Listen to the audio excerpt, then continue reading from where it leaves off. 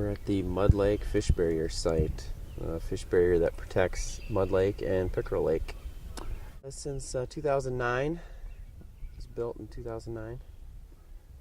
And Mud Lake, even for me, I lived here all my life, I really didn't know where it is. Directly downstream from Pickerel Lake, and directionally it would be northwest. And this feeds which body of water from here? This downstream from here is Fountain Lake. And these carp we see come from Fountain Lake? Yeah, they run up from Fountain Lake. That's connecting stream is just a direct pathway for them to travel. Yeah, you see the two culverts behind me. They have electrodes in them, and we're running a pulsed current through those electrodes, and it just repels fish. Fish react really strongly to electricity in the water. Just kind of repels them, turns them around, doesn't kill them, just stuns them, and the current takes them back downstream. So this is part of the reason why Pickerel Lake has turned around? Is this one of the... Yes, this is the whole reason why Pickerel Lake is turned around. It's keeping the carp back from going back into Pickerel Lake, and getting in there and rooting around in the bottom and doing their carp thing. Now these fish will eventually call it quits when the season's over and go back into Fountain Lake? Or yeah, we've taken away their big spawning area, so they're not going to get into Pickerel and Mud Lake and get off a huge spawn like they normally do, or they had before the fish barriers here. Will they spawn in the creek? There'll be some limited spawning in the creek, but really not allowing them access to that flooded vegetation is what they like to spawn on. And there's not much of that in the creek, so they really don't get much spawn off. Okay, question one person asked, what about the other fish that want to go upstream to spawn? Well, they're out of luck as well. Anything going upstream is out of luck, but anything going downstream can go through the barrier. So it works. They'll get stunned at the barrier and they'll go downstream through the culverts, and once they're downstream out of the electrical field, they come back too, and they're just fine. So the game fish from Pickerel and Mud Lake are also going downstream to Fountain Lake. It works really great for this ecosystem. And this is one of how many fish barriers do you have in the Shell Rock? Currently we have 3 electric barriers, and we have plans for 2 more. Where are those going? There's one going on the outlet of Goose Lake, and there's one on the outlet of Albert Lee Lake. Do these make a big difference in the water quality, just controlling the carp migration and breeding? Huge difference. Just the numbers we're seeing in Pickerel Lake are huge. The turnaround was amazing. In water clarity, now we can see the bottom of the lake, and before we could only see 6 inches. Now how does this affect? We're getting those game fish in the upper lakes, and Game fish are more the native fish that were here once upon a time, aren't Yep, they? and that's the plan, is to stock the native fish that do well in our shallow lakes, and that's northern pike and perch. And the carp are kind of an unwanted visitor. They're not. Yeah, the carp are from Europe. They're an invasive species. They've been here for quite a long time. I mean, close to 100 years, I suppose. So some people see the common carp as native, but they're not native. They've just been here through people's lives. Yeah, they just been here for so long that people are getting used to them. They get 50 pounds, and then a 50-pound female, she can have, I don't know, I suppose 400,000 or 500,000 eggs. They spawn when the water temps get about 65 degrees, between 65 and 75.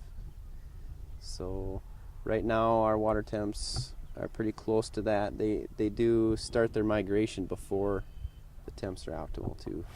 And the females are the bigger ones. The smaller carp you see are the males? Those are the males. The females are the huge ones with the big pot bellies full of eggs. The males, you'll see the males, sometimes it'll be 2-3 males swimming next to a female, kind of bumping up onto her, and that's kind of their spawning ritual. And what's the lifespan of them? Or you say you like to study the carp more? Yeah, I'd like to do a carp study in Fountain Lake. Try and figure out where they overwinter in the lake, so we can do some targeted netting to get some more carp out of the lake. There's been research they live 20 plus years, so we gotta. If Fountain Lake's full of carp, it'll be full of carp for a long time. So if we do some of that targeted netting, we can put a big dent in their population. How about the other game fish? How long do they live? It's a lot shorter. Northern pike. Our fish grow so fast. They grow really fast, but their lifespan isn't that long then. So maybe 7 or 8 years on an average pike. Carp, what do they feed on, I guess? Carp eat a lot of aquatic insects. That's pretty much what makes them so damaging. To get those insects, they got to take up a bunch of sediment in their mouth from the bottom. So that's how they stir up the bottom so much and resuspend phosphorus. And they do well because there's a lot of sediment in Fountain Lake. Yeah. This is the Whites Lake fish barrier site. We're protecting Whites Lake from carp. Whites Lake and Fountain Lake are connected by a little stream, and this is the same situation as the Pickerel Lake and Mud Lake barrier. The carp run out of Fountain Lake into Whites Lake and reproduce. Now, White's Lake has not been treated so far, right? No, it hasn't. We haven't done the chemical reclamation on it yet. You need to kill the carp upstream, or they'll keep reproducing and sending baby carp downstream, and they'll keep digging up the bottom, the sediments, and putting the phosphorus into the water. So you really need to do that reclamation in conjunction with the fish barrier. The whole process is the fish barrier and then the fish kill. Well, without the fish kill, you're not that successful. So this is actually elongating the problem with the carp. Right. Making the lake Whites dirty. Lake will stay dirty. It's an impaired water. It'll stay green. It'll get the algae blooms. The phosphorus will get resuspended. Behind me is the downstream side, and then you can see the road behind me as well. On the other side of that road is Fountain Lake, and the culvert. I don't know if you're getting the culvert. The culvert is the connecting piece. Yeah. Currently, every spring the carp run out of Fountain Lake. They go underneath Highway 13 there, and they're getting stopped at the fish barrier. But we'll probably have carp and the bullheads are being produced in this lake right now. Right. What's in that lake and what could it be? Right now, what's in that lake? It's full of carp. It's full of bullheads. There's a few game fish, a few perch, a few crappies, but it could be so much more. It could be so much better. After we would do the reclamation, stock game fish back in there, the water wouldn't be dirty and full of phosphorus and algae. We'd get vegetation back in the lake, and those game fish would grow. They'd reproduce in there.